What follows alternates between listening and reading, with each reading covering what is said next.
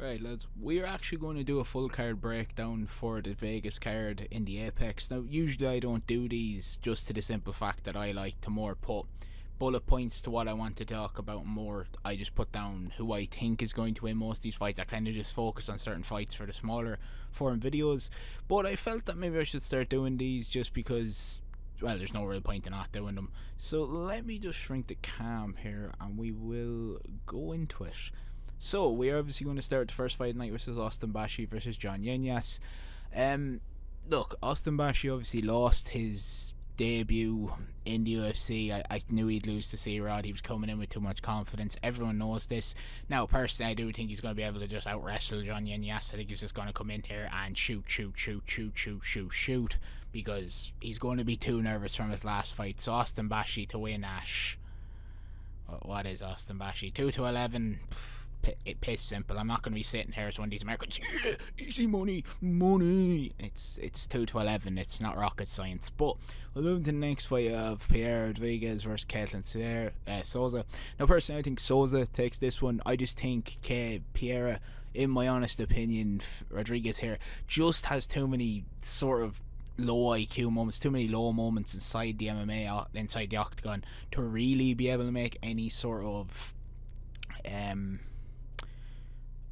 impact. If I'm going to say, like, in the third round she just shoots with no real striking game. It's one of these ones where I think she could shoot and get caught in a guillotine by Souza, or else except being in a top mount where Souza could easily switch it over and get on top and easily win a decision. I do think Souza at 12-1 by submission is definitely the shout. They're both 2-2 and 3-3, but if you're being fair, that 2-2 is a bit suspect considering she's only lost to Catherine Silva and Angela Hill, when Rodriguez's losses are Gillian Robinson and her intentionally headbutting an opponent. Not the smartest. Low moments, as I said, low moments. It's not very smart. She's obviously the actual older fighter in this fight as well, which I wouldn't have thought. She's 32, fighting 29. Next we'll go into Felipe Burns versus Rafael Estermin.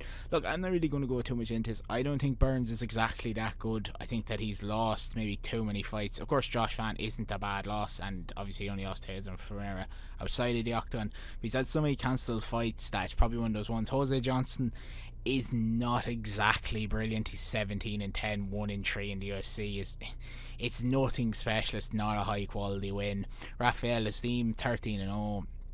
He's been able to take out Charles Jourdain and Aguilar. He's done it both by decision. I think this is another one where he seems to have a very steady game plan. He's one of these, non-losing fighters, a fighter with still with their zero, that's just able to hold. It's basically probably the best way to describe it. Hold with decent striking. He's probably going to be able to do that again. Probably not going to take his own on this one. I think he's going to go 14-0 and go into the flyweight rankings. Next we go into Rafael Vieira and Tyson Gore. And personally, I think Rodolfo Vieira submits Tyson Gore in the first round. I think Tyson Gore is pretty poor. He's 2-3 and fighting 5-3. Like, it's not winning records. These aren't exactly. I do think this is a fun card on paper, but not on paper, but actually going to be in the octagon. But he's lost to Cody Brundage. Not great. Brian Battle fair, and then Marcus Tulio absolutely battered him. He's really only taken out the Coley and Josh Friend, and they're not high quality wins if we're being realistic. Rafael Vieira, or Revolto Vieira, has lost Andrei Petowski, and that was a terrible performance. I do remember watching that fight. That was really strange. That was just him trying to shoot for takedowns a lot and not really getting them, and then having no real plan B. He's lost to Chris Curtis, Antonaz. Of course, two lads are actually in the rankings, so that makes sense. He's obviously been able to beat Cody Brundage and Armin Petrusian with 2 submissions. I just think it's one of these ones where Rodolfo's going to come in here, obviously be able to shoot his takedowns, get him down. Probably a pretty easy rear naked choke. Next we'll move into Renya Nakamura versus Nathan Fletcher. Now, Nathan Fletcher to me is surprising because he lost to Keelan Loughlin, and yes, I'm Irish, but he lost to Loughlin in his last one and stays in the UFC. Doesn't make a massive amount of sense. He's a danger man coming off of Cage Wars, but I also have been to Cage Warriors events and don't think Cage Warriors events are that high on the ranks. A lot of them are kind of clearly funneled to where this fighter is going to win to get them more money because they've signed to the UFC. It's kind of obvious, it's a lot of these Like, you can just tell a lot of these are just funded to him because they know that he's going to win. He also has lost to Conor Ali in, on the Ultimate Fighter, who actually went on to go on to the final. He did lose it. Look, Renya, I think he's going to be so scared from his last loss that he's just going to try and just shoot and shoot and shoot and shoot and shoot. I don't think he's going to be in any danger here. He still doesn't really have much of a striking game, but I think it's going to just be 15 minutes of wrestling. Maybe Nakamura finds the finish, but I just think it's 15 minutes of just pure wrestling and nothing else. Next we move into Nick Klein versus Andre, let's just call him Shavin over here, let's say that. So Nick Klein, personally, to me, Sean kind of looks like Sean O'Malley. Sean O'Malley's lookalike. Has lost to Mansour Abdeek. Now, personally, he has mad power in his hands, so that makes sense. And his finish on the Contender Series was a really, really fast submission. So you really can't say anything about it. I do think Nick Klein comes in here and keeps the momentum going. I think he's been able to take down the Russian here and be able to submit him. The Russian, in my opinion, kind of loses a bit of credibility when you lose to CLD. To be honest, losing to Christian Leroy Duncan, not exactly a great look. Not exactly something that makes you think, yeah, I want to kind of go with this lad. I think Nick Klein, I don't even think this fight, I go under 1.5 on betting. I assume it's probably not high odds. Oh no, it's under 2.5. Actually, it's under 1.5 in this fight. 27-20. I take that because I personally don't think this fight's going to make it out of the first round. So yeah, let's just move ahead. Right, next we're going to Danny Silva versus Kevin Vallejos.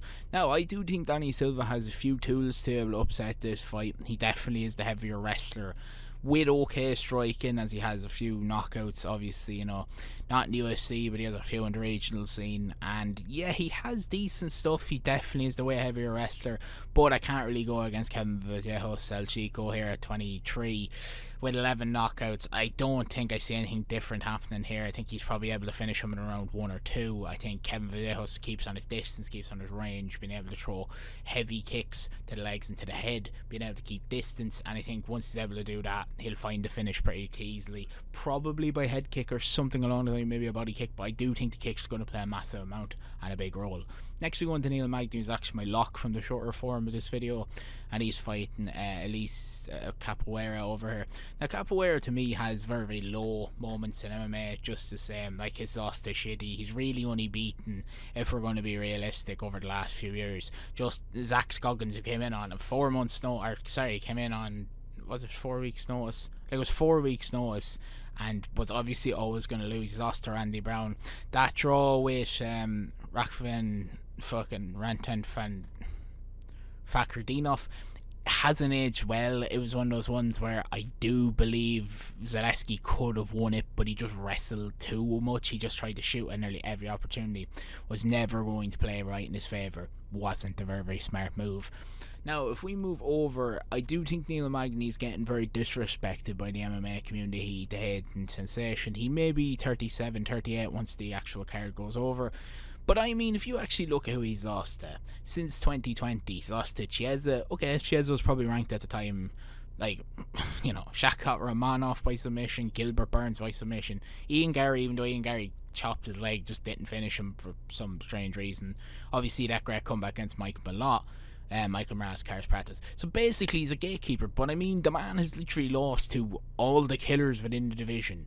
I don't like Ian Gary, but I won't disrespect the skill set. He's still ranked 6th in the division. Michael Morales is 8th. I think Karis Pratas is still 14th or 13th. They're all normal people. Karis Pratas has 1 punch knockout power. You could argue Neil Magny's chin is gone, which it could be. In my opinion, I think Neil comes in here and executes the perfect game plan. He looks scared in the other 2 fights because it's a younger guy. I assume he's going to come in here with a lot of confidence. He's going to come in here thinking, I can wrestle. I can get back to the way I was. I can get back to the normal standpoint of the way that I fight. Next we move into Carl Rosa versus Norman Carell. Now, I'm not going to talk too much about this because I don't even think this should be on the main card. I just think Rosa wins this with better wrestling. Carell's literally just a kickboxer with nothing else. Skipping over that, I'm not genuinely going to waste too much time.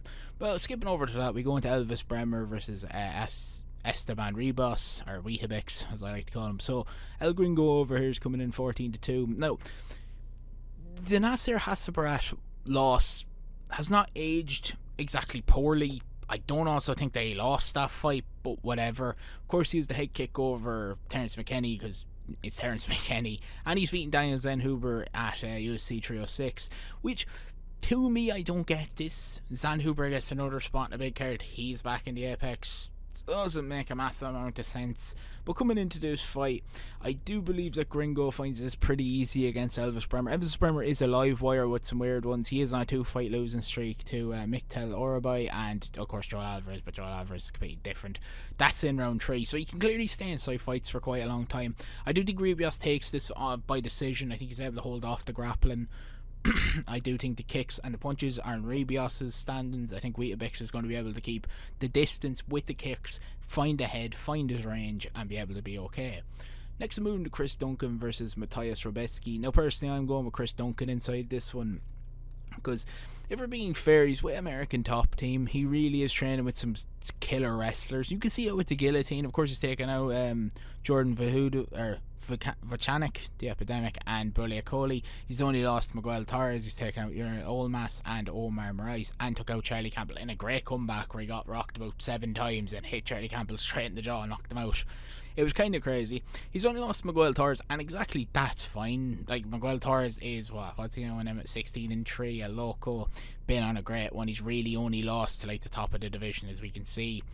In my opinion, I'm picking Chris Duncan because I do think Robetsky, even in his last win against Orabai, showed some low IQ, so a few low moments that I don't think could be ironed out.